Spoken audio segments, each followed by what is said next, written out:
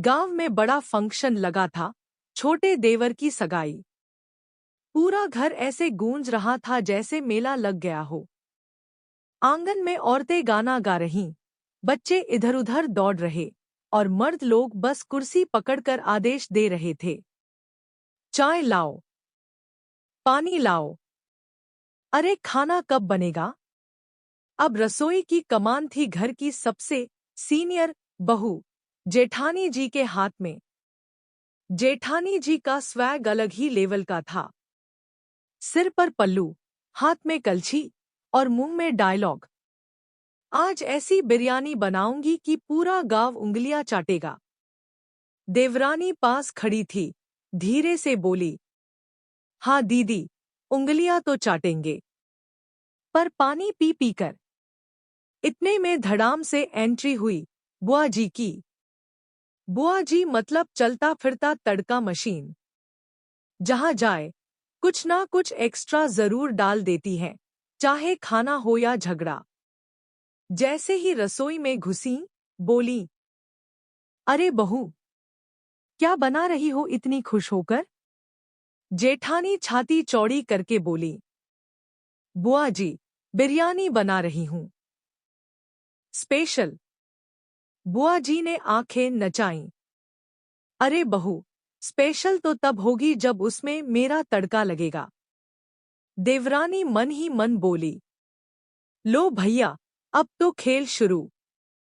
अब बुआ जी ने किचन का निरीक्षण शुरू किया, जैसे कोई इंस्पेक्टर छापा मारने आया हो।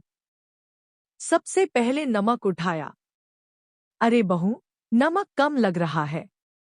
और थोड़ा, डालते डालते आधा डिब्बा खाली। जेठानी चौंक कर बोली, अरे बुआ जी, इतना नमक? बुआ जी बोली, अरे, मेहमान ज्यादा है, नमक भी ज्यादा होना चाहिए। अब मिर्च की बारी आई। मिर्च कम है, थोड़ा और डालो। और लाल मिर्च ऐसे डाली जैसे खेत में यूरिया डाल रहे हों। देवरानी हंसी दबाते हुए बोली, बुआ जी, लोग बिरयानी खाएंगे या फायर ब्रिगेड बुलाएंगे? अब बुआ जी रुकी नहीं। उन्होंने दही, गरम मसाला, तेजपत्ता, लौंग, इलायची, सब कुछ एक साथ डाल दिया। ऊपर से बोली, थोड़ा घी डाल देते हैं, खुशबू आएगी। और इतना घी डाला कि बिरयानी तैरने लगी, जैसे नाव चल जाए उसमें। जेठानी का चेहरा देखने लायक था। हे भगवान! ये बिरयानी है या तेल का टैंकर? खैर, जैसे तैसे बिरयानी तैयार हुई। अब सब लोग खाने के लिए बैठे। सबसे पहले ससुर जी ने कौर उठाया। जैसे ही मुंह में डाला, अरे बाप रे! उनका चेहरा ऐसा हो गया जैसे बिजली का झटका लग गया हो। बहू, ये बिरयानी है या करंट? पूरा घर हंसी से गूंज उठा। अब देवर ने खाया। भाभी, इसमें तो नमक इतना है कि समुंदर भी शर्मे। गांव में शादी का माहौल था। घर में चहल पहल ऐसी कि जैसे पूरा मोहल्ला यहीं बस गया हो। हर कोई अपने अपने काम में लगा था, लेकिन सबसे बड़ा काम था रसोई संभालना। और रसोई की कमान संभाली थी घर की सबसे सीनियर बहू, यानी जेठानी जी ने। जेठानी जी खुद को मास्टर शेफ समझती थी। उनकी एक ही डायलॉग था, मेरे हाथ की बिरयानी खाओगे तो उंगलियां चाटते रह जाओगे। उधर देवरानी, नंदे और बाकी लोग मन ही मन सोचते, उंगलियां चाटेंगे या सिर पकड़ेंगे, ये तो खाने के बाद ही पता चलेगा। अब कहानी में ट्विस्ट तब आया जब बुआ जी का एंट्री हुआ। बुआ जी ऐसी थी कि जहां जाती, वहां कुछ न कुछ तड़का जरूर लगा देती, चाहे वो खाना हो या फिर बातों का मसाला। जैसे ही बुआ जी रसोई में घुसीं, बोली, अरे बहू, क्या बना रही हो? जेठानी जी गर्व से बोली, बिरयानी बना रही हूँ बुआ जी, आज सबको मेरी स्पेशल बिरयानी खिलाऊंगी। बुआ जी ने आंखें सिकोड़कर देखा और बोली, हम ठीक है, लेकिन इसमें मेरा तड़का लगे बिना ये अधूरी है।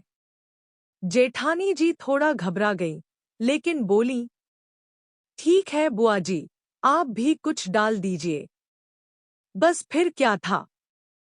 बुआ जी ने अपना तड़का मिशन शुरू कर दिया।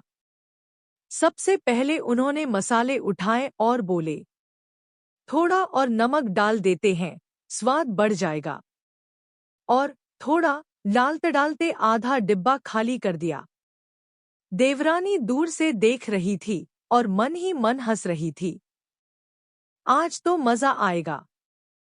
फिर बुआ जी ने कहा, मिर्च कम लग रही है, थोड़ा और डालो। और लाल मिर्च ऐसे डाली जैसे खेत में खाद डाल रहे हों। अब बिरयानी का रंग तो ऐसा हो गया जैसे किसी ने रंगोली बना दी हो।